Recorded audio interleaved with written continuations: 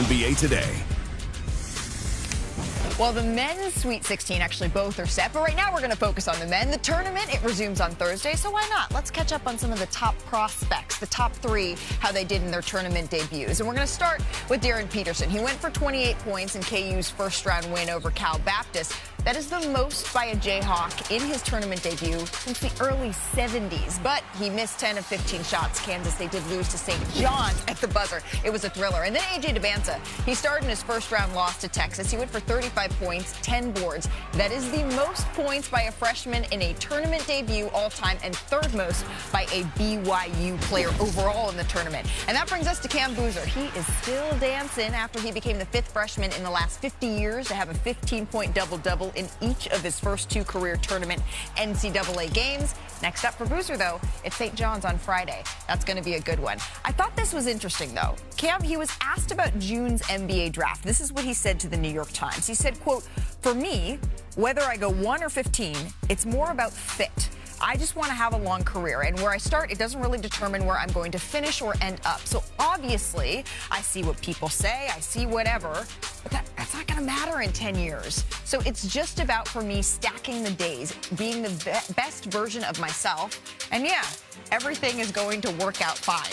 Man, I wish when I was a college freshman, that is the way that I was thinking about my career. As we say hello to Sean Farnham, who also was not thinking that way at the time. But Cam Boozer, he's been high on draft boards. He's shown an incredible maturity, I think, all year long. What's impressed you so much about the big man? It's that. It's the maturity. I mean, you can see that he is the son of Carlos Boozer, and that he understands this is a long game. This isn't a sprint. This is a marathon journey that he's hoping to have a long NBA career. And I think that he's played with that kind of maturity. And they've asked a lot of him, especially with Caleb Foster being out and Patrick Gungba missing the first round of this NCAA tournament. A lot of injuries. Like, they were like, hey, the ball's going to be in your hand even more. Now we're going to put your brother out there on the court in a role that he hasn't had to be put in before throughout the course of the season. And he's answered the call. Now, you're going to say one drawback in the last two games. He's had a high turnover rate in both of the first two rounds. And that can be problematic against a team like St. John's that wants to turn you over and create turnovers and play out in front of your defense. But from his understanding, second half performance versus first half, he's allowed the game to come to him.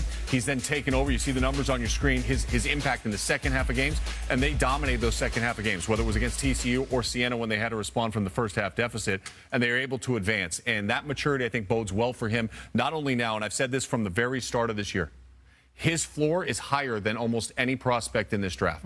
His ceiling may not be as high as some of those guys that you were talking about, but you know what you're getting with him, and it's an elite level basketball IQ. It's winner mentality. It's a guy that's going to work in your locker room, and it's going to help you win games night in and night out, and that's what he's going to bring. And just from the eye test, I mean, he is NBA ready in terms of an NBA body. Of course, you see his dad showing up at games. You know that his dad is on TV more than Taylor Swift was during Chiefs game. Let's just be honest about it. I love the beard, Carlos. You look great. But it's I mean, my man's on there way too much. I mean, we're going to have to start keeping like a little tally up like they did with Taylor Swift, right? I'm hoping we can run through a couple of other prospects here, including some news, right, that we saw this morning where our Shams Charania, he reported that Darius Acuff, he's getting a shoe deal.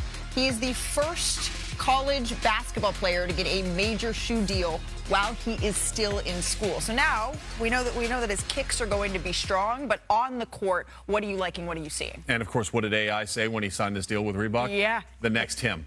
And Which he's is a high compliment. The next him. And for AI to say that, and for this deal to get closed the way that it did, it just proves to you what he's been doing over the last couple of weeks in particular. His run through the SEC tournament and what he's done here in the first two rounds of the NCAA tournament. In KD's first two games that he played in the NCAA tournament, he averaged 28.5 points per game. That's a really strong number. Right. So did Zion.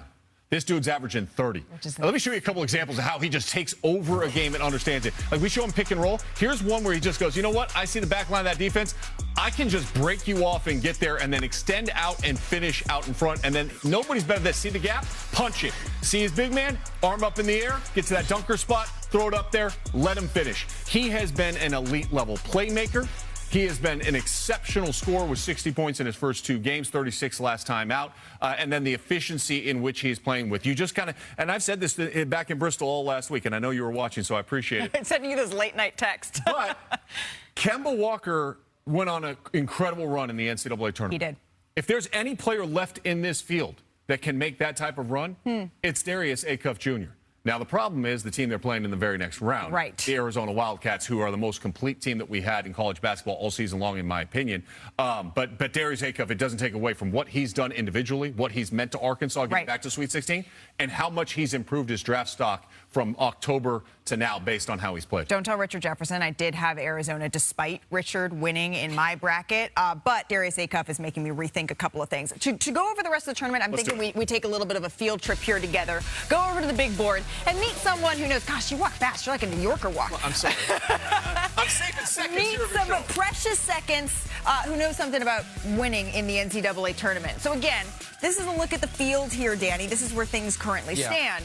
But America, we need to get these two their Final Four picks. Well, Sean knows a little bit better than me, more than I do. But I'm gonna start off right here. We're gonna go in the East here. We're gonna start with the Duke bracket. And if you know anything about me, I'm not picking Duke. Okay. I'm gonna go with the Johnnies. That's shocking. I'm gonna go with the Johnnies. They've been playing unbelievable basketball. Tino's got them hooping and playing hard, so I'm gonna go with them for this one.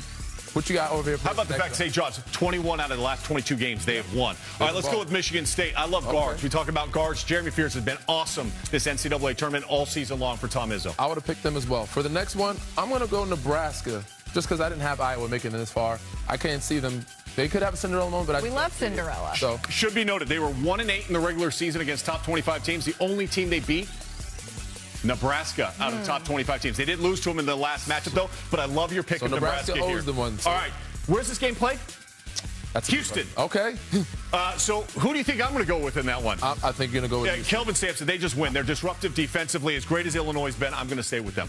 Here we go in the Final Four. So let's see what you got here. What you got? The Johnnies and the Michigan State. You probably had Duke. I know you love Boozer. He's polished, but I'm going with the Johnnies. What do you got here? What do you think, Michigan State? That's exactly what I had. So you and I Really? All right. together on this one. I'm going with Michigan State. Again, guards win in March, right? That's what we always talk about. In this one, the one Achilles heel is they can get stuck offensively, St. John's. So their point guard play isn't as elite as Michigan State. Tom Izzo in March. I'll roll with Izzo. I like Michigan State, too. Is this game still in Houston? This game is still in Houston. Who are you rolling with? I'm going to roll with Houston. Yeah, that is a very smart pick. But these are my Final Four picks anyway, so this is a good start for us here. We're going to go to the other side, see what we got. I know, Malika, you had Arizona, so I do. I don't know. What you got over here? Arizona, Arkansas. All right, well, I want to come back on her show, so I'm going to go with Arizona. There you go. If I was Richard Jefferson, I would unbutton my shirt. Please, we don't need. I love you, buddy. We can only handle one. I'm not going to do that, but you look at Arizona, they're the most complete team in college basketball right now. Their ability to move the ball, Jaden Bradley, his experience. I think that matchup of Bradley having to defend Darius Acuff Jr. is going to be awesome. Braden Burries has continued to move up the draft board. I'm going to go with the second one. I'm going to pick Purdue solely because my wife went to school there. Normally, I don't have a lot of belief in them. They're always a top-seeded school, and somehow it's this point. But this year, I think they're going to get it going. So we'll see what they got. So all right, I'll make this one quicker for you down low. Michigan. There we go. And their length and Dusty May's team, they've been the lead all year. All right, I'm going to go Iowa State. So we got those groups here now. Final Four. Who you got? All right, I've got Arizona moving in. Of course, yeah, Arizona. And then down here, if Joshua Jefferson was healthy, and he's not, and he's their best player for Iowa State, I would have Iowa State pulling off the upset, but I can't. So I'm going to put Michigan in there. Keeping the one seeds. All right. And so we now have our Final Four here complete. This is actually my Final Four, too. Is it? Yeah. Wow. There you go. Yeah. So who did you go with originally? Because this is a reset. Yeah, originally I had Houston. Okay. Making it. And playing who? Playing Michigan. Okay, I would differ with you. I would put Arizona in over the top of Michigan. This would be my national championship game. And for the first time since 1997, before Richard Jefferson, back when Miles Simon said Arizona national champion. He has Arizona.